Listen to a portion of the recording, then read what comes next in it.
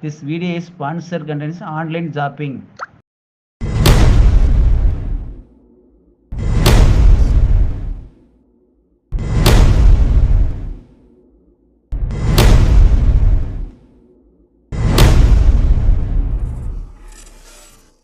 எடுத்து எண்ணெய் ஊற்றவும். ஊற்றி எண்ணெய் காயணும். காய்ஞ்ச பிறகு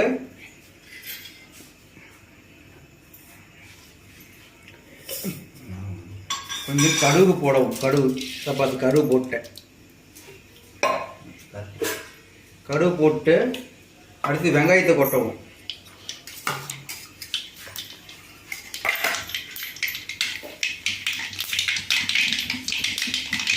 வெங்காயத்தை கொட்டி வெங்காயமும் கருவேப்பிலையும் கொட்டணும். இந்த ரெண்டையும் கொட்டணும். ரெண்டையும் கொட்டியாச்சா? ரெண்டும் ஒரு வதக்குறோம். வதக்கிட்டோமா? நல்லா வதக்கணும், வேகணும் வெங்காயம்.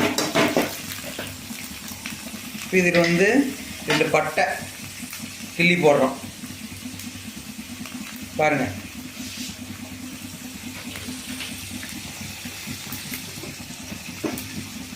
இந்த பட்டை கிள்ளி போட்டோம். பட்டை கிராம் பட்டை மட்டும் தான் போடுறோம். அடுத்து தக்காளி பழம் இருக்குல்ல, 2 தக்காளி பழம், ஒரு 3 பழம் அரைஞ்சிக்கிறோம். அரைஞ்சி இப்படி கொட்டுறோம். அது ஒரு வணக்கம். இது என்ன பொரியல்னா, முட்டை எப்படி வறுக்கிறதுன்னு.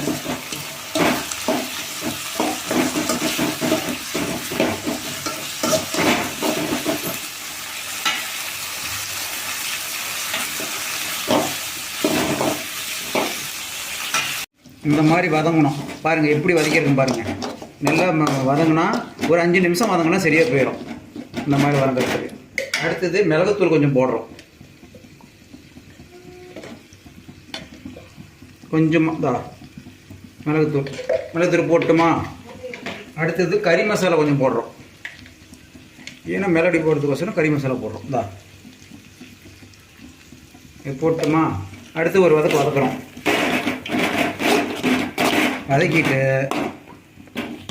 இப்போ கொஞ்சம் உப்பு போடுறோம். உப்பு கொஞ்சம் போடுறோம். பாருங்கள், கம்மியாக போடணும். பாருங்கள், கம்மியாக போடுறோம். அவ்வளோதான். உப்பு போட்டோமா? அடுத்தது முட்டை. அடுத்து 2 முட்டையை உடைச்சி ஊற்றுறோம்.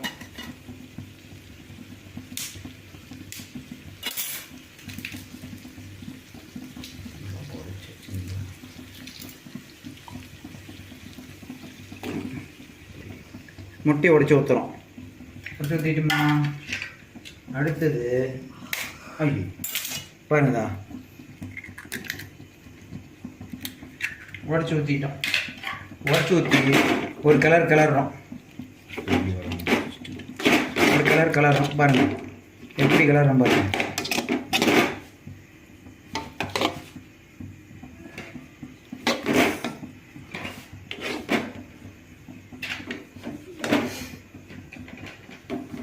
ஒரு பேர் காணலாம்.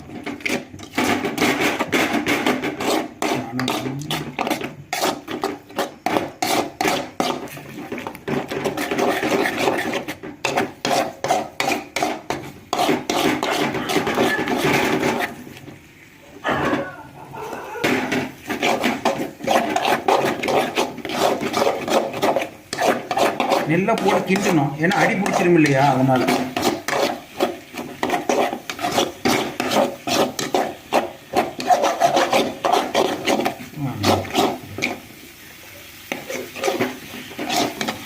நல்லா கிண்டி விட்டு இதே கொஞ்சம் கொத்தமல்லி தழை கூட போட்டுக்கலாம், நல்லாயிருக்கும்.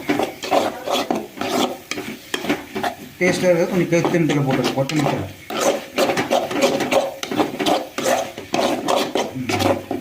பார்த்தீங்கன்னா இது 2 முட்டை 3 முட்டை போட்டுக்கலாம். இப்போ சூடான முட்டை வறுவல் ரெடி.